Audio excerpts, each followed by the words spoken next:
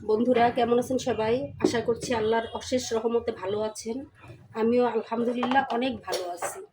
আমি এখন রান্না করব যেটা ডিমের একটা ইউনিক রেসিপি। তো সেজন্য আমার লাগবে এখানে হলুদের গুঁড়া, মরিচের গুঁড়া, ধনিয়ার গুঁড়া, লবণ, তেল, একটু আদা রসুন বাটা, পেঁয়াজ আর কিছু আলু।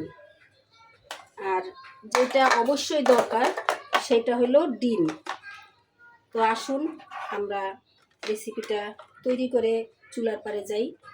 আমি এখানে 4টা ডিমের রেসিপি করব। আমি ফার্স্টে নিয়ে নিচ্ছি কিছু কুচি করে রাখা আলু। আলুটা দেওয়ার একটা কারণ হলো এতে ডিমের যে পুডিংটা বানাবো আমি, সেই পুডিংটা একটু বেশি হবে। আর ডিমটাকে অবশ্যই আমি পুডিংয়ের বাটিতে করেই সিদ্ধ করে নিব। এখন দিব পেঁয়াজ কুচি, দিয়ে দিচ্ছি লবণ, ধনিয়ার গুঁড়া, হলুদের গুঁড়া, একটু আদা রসুন বাটা, সামান্য একটু রান্নার তেল। এখন আমি ভালো করে মাখিয়ে নিব। এখন আমি দিয়ে দিচ্ছি ডিম। বিসমিল্লাহ।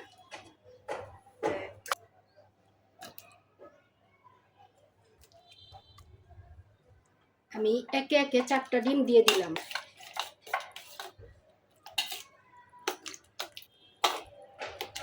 এখন এই পুডিংয়ের বাটিটাতে আমি ডিম সুন্দরভাবে দিয়ে সিদ্ধ করে নিব। বিসমিল্লাহ। এই যে ডিমগুলো এভাবে সিদ্ধ করা হয়েছে, এখন আমি তেলে ভেজে নিব। বিসমিল্লাহ। দিয়ে দিচ্ছি রান্না করার জন্য একটু তেল।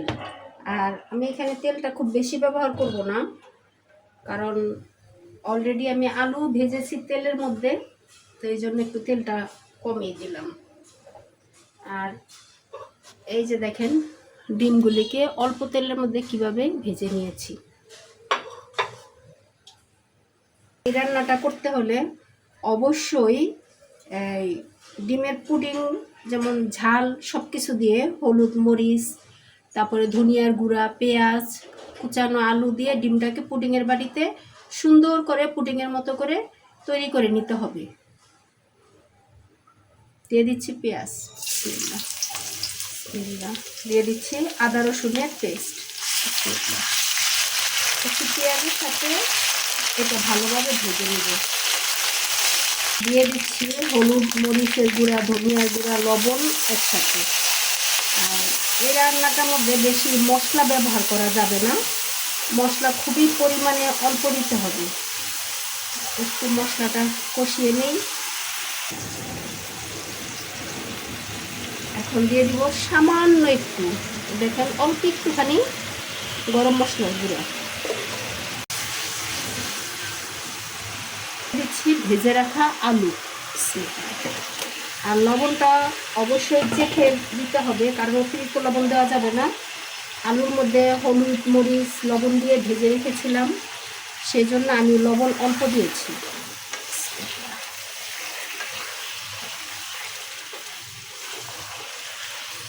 একটুখানি কষিয়ে দিব। কষানো হয়ে গেছে, তবে কালারটা দেখে মনে হচ্ছে আরেকটু মরিচের গুঁড়া লাগবে। আমি আরেকটু মরিচের গুঁড়া অ্যাড করে দিচ্ছি। দেখেন কত তেল ছাড়ছে। আলু যে তেলে ভাজা হয়েছিল সেই তেলগুলো এখন বের হচ্ছে। আর খুব বেশি কষানোর দরকার নাই।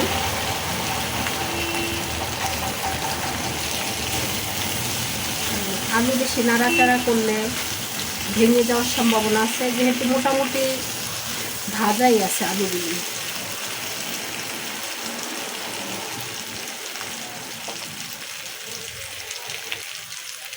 এখন দিয়ে দিচ্ছি ঝোল।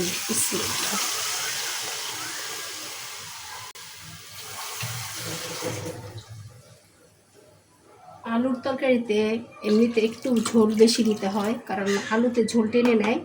আর এই তরকারিটা একদম শুকনা শুকনা ভাল লাগে না, একটু ঝোলঝোলি ভাল লাগে। আর এই তরকারি যদি বাসায় কেউ রান্না করেন, দেখবেন সেদিন গোশত কেউ প্লেটে নেবে না, এই তরকারি দিয়ে ভাত খাবে। এটা এতটাই স্বাদের একটা তরকারি। দিয়ে দিচ্ছি কয়েকটা কাঁচামরিচ। বিসমিল্লাহ। দিয়ে দিচ্ছি ডিম, ভাজা ডিমগুলো এখন আমি দিয়ে দিব। যারা রান্না করে খেয়েছেন তারা তো জানেন যে এই রান্নাটা কেমন হয়। আর যারা এখনও রান্না করে খান নাই, একবার হলো রান্না করে খেয়ে দেখবেন এটা টেস্ট কেমন। এখন দিয়ে দিব ভাজা জিরার গুঁড়া। বিসমিল্লাহ। এই হলো রান্নার ফাইনাল লুক। আর এই খাবারটা খেতে কিন্তু অনেক ভালো লাগে। এখন বেশি নাড়াচাড়া করা যাবে না। আর এই দেখেন আলুগুলো একদম সিদ্ধ হয়ে গেছে, কারণ ভাজা আলু ছিল, অর্ধেক আলু এমনি ভাজা হয়েছিল, আর বাকিটাই রান্নার মধ্যে শেষ হলো। তো সবাই ভালো থাকেন, আপনাদের কাছ থেকে আমার বিদায় নিতে হচ্ছে। আল্লাহ হাফেজ।